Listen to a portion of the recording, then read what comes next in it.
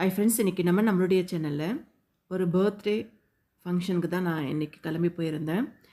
Sunday இந்த birthday function நடந்தது.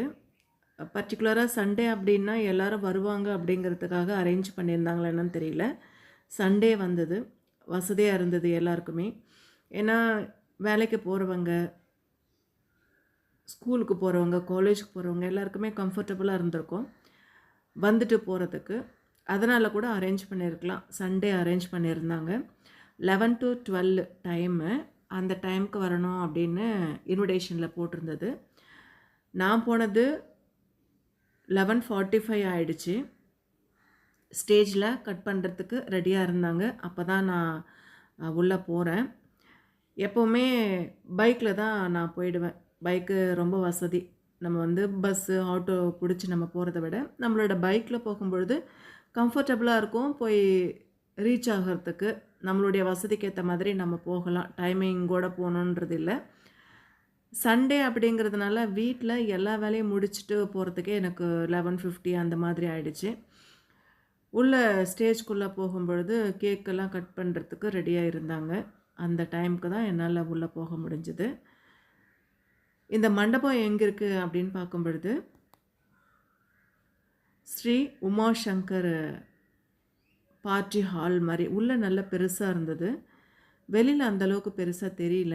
எல்லாருமே ரெடியாக இருந்தாங்க. நாங்கள் உள்ளே போகும்பொழுது கேக் கட் பண்ணுறதுக்கு ரெடியாக இருந்தாங்க. எல்லாருமே வந்திருந்தாங்க. கடைசியில் தான் இடம் இருந்தது. போய் உட்காந்தோம். உட்காந்துட்டு ஸ்டேஜ் அங்கேருந்து கவர் பண்ண ஆரம்பித்தோம்.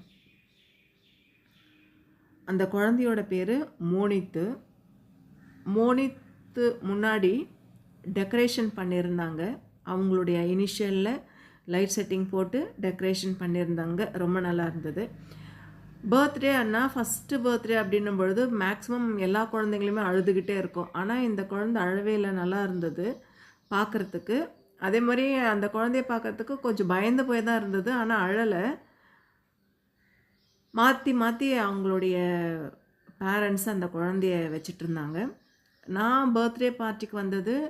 குழந்தையுடைய பாட்டி எங்களுடைய ரிலேட்டிவு. அவங்க எல்ஐசியில் ஒர்க் பண்ணுறாங்க. அவங்களுடைய ஹஸ்பண்ட் இந்தியன் பேங்க்கில் ஒர்க் பண்ணுறாரு. அந்த வகையில் அவங்க எங்களுடைய ரிலேட்டிவு. போகும்பொழுது வெயில் சம்மரில் ஜூஸ் கொடுத்துருந்தாங்க, சோடா மாதிரி.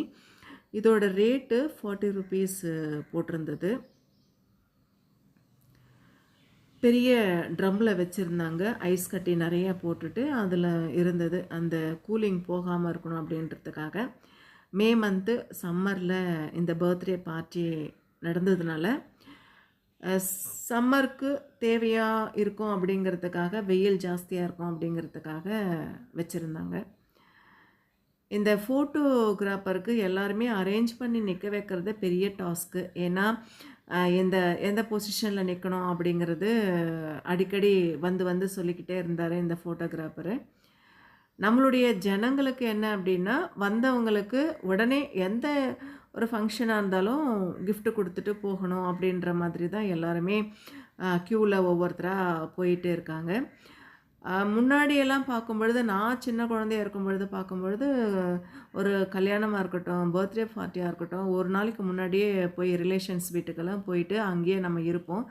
அந்த காலம் எல்லாமே இப்போ மாறிடுச்சு. இப்போ அந்த நேரத்துக்கு வராங்க, ஒரு அட்டெண்ட் பண்ணணுமே அப்படிங்கிறதுக்காக வராங்க. கடகடன்னு வந்துட்டு கவர் கொடுத்துட்டு சாப்பிட்டுட்டு போயிட்டே இருக்காங்க.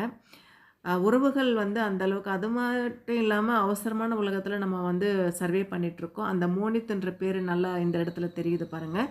அந்த மோனித் அப்படின்ற இடத்துல லைட் செட்டிங்கோட அட்டாச் பண்ணியிருந்தாங்க. அது டிஃப்ரெண்ட்டாக இருந்தது, நல்லா இருந்தது. அது மட்டும் இல்லாமல் அந்த குழந்தையுடைய மெமரிஸ், அந்த குழந்தை பிறந்ததுலேருந்து அந்த ஃபஸ்ட்டு வயசு வரைக்கும் இருக்கிற ஃபோட்டோஸ் எடுத்து தனியாக ஒரு அட்டாச் பண்ணியிருந்தாங்க, ஸ்டாண்டு மாதிரி. அந்த ஸ்டாண்டில் அட்டாச் பண்ணி வச்சுருந்தாங்க. அதோட மெமரிஸ் நல்லா இருந்தது. அந்த குழந்தை பிறந்ததுலேருந்து இன்றைக்கு வரைக்கும் என்னெல்லாம் அப்படின்றது அந்த கார்னரில் அந்த ஸ்டாண்டு கொடுத்துருக்காங்க பாருங்கள், அந்த ஸ்டாண்டில் அட்டாச் பண்ணியிருந்தாங்க. அதே மாதிரி லைனாக கிஃப்ட்டு கொடுக்கறதுக்கு, கவர் கொடுக்கறதுக்கு க்யூவில் நின்றுட்டு லைனாக எல்லாருமே போயிட்டுருந்தாங்க. சீக்கிரம் வீட்டுக்கு போகணும் அப்படிங்கிறதுக்காக. அதே மாரி அந்த ஹாலும் ரொம்ப நல்லா இருந்தது. ஒரு மாரி நல்ல ரிச் லுக் இருந்தது. அந்த வயலட்டு, பிங்க்கு, சாண்டலு இது எல்லாமே கலந்து அந்த ஹால் இருந்ததுனால ரொம்ப நல்லா இருந்தது. பர்த்டே தொட்டில் கூட கட்டியிருந்தாங்க. அந்த தொட்டில்ல போடுற ஃபங்ஷன் எல்லாம் கூட நடக்கும்ல, அதுக்காக அந்த தொட்டிலும் அந்த இடத்துல வச்சுருந்தாங்க. நெறைய குத்து விளக்கு இருந்தது. ஒரு சைடு வந்து டின்னர் ஹாலும் இருந்தது. ஒரு சைடு வந்து பார்ட்டி செலிப்ரேட் பண்ணுற ஹாலும், ஒரு சைடு வந்து டின்னரு ஹாலும் இருந்தது. அன்றைக்கி சண்டே அப்படின்றதுனால, பர்த்டே அப்படின்றதுனால நான்வெஜ்ஜு ரெடி பண்ணியிருந்தாங்க. வெஜ்ஜும் இருந்தது. வெஜ் வேணுன்றவங்களுக்கு வெஜ்ஜும், நான்வெஜ் வேணுன்றவங்களுக்கும் நான்வெஜ்ஜும் தனித்தனியாக இருந்தது. நான் வந்து எப்போவுமே நான்வெஜ் தான். நான்வெஜ் சைடில் தான் நான் உட்காந்துருந்தேன். இந்த ஸ்டேஜ் நல்லா தெரியுது பாருங்கள். நான் ஃபோட்டோ கவர் பண்ணியிருந்தாங்கன்னு சொன்னேன்ல, இந்த ஃபோட்டோ தான் ஒரு வருஷத்து ஃபுல்லாக அந்த குழந்தை இது மெமரிஸாக அங்கே போட்டு வச்சுருந்தாங்க. நல்லா இருந்தது பார்க்குறதுக்கே. அந்த குழந்தைக்கும் அது வந்து ரொம்ப நல்லா இருந்திருக்கும். இந்த கேஜ் வந்து நான் அந்த இடத்துல டெக்கரேஷனுக்காக வச்சுருந்தேன். எனக்கு பிடிச்சிருந்தது அப்படின்றதுனால அதை நான் கவர் பண்ணியிருந்தேன். எல்லாம் முடிச்சாச்சு. நம்ம வீட்டுக்கு கிளம்பியும் வந்தாச்சு. ரொம்ப நல்லா இருந்தது. பர்த்டே பார்ட்டியும் நல்லா இருந்தது. அவங்க கொடுத்த அந்த லன்ச்சு எல்லாமே நல்லா இருந்தது. எல்லாம் முடிச்சுட்டு இன்றைக்கி வந்து ஹாப்பியாக இன்றைக்கி சண்டே எனக்கு கழிஞ்சது. சாப்பிட்டுட்டு வீட்டுக்கு நானும் கிளம்பியாச்சு. இது என்னோடய பைக்கு. என்னோடய பைக்கில் நான் வீட்டுக்கு வந்தாச்சு.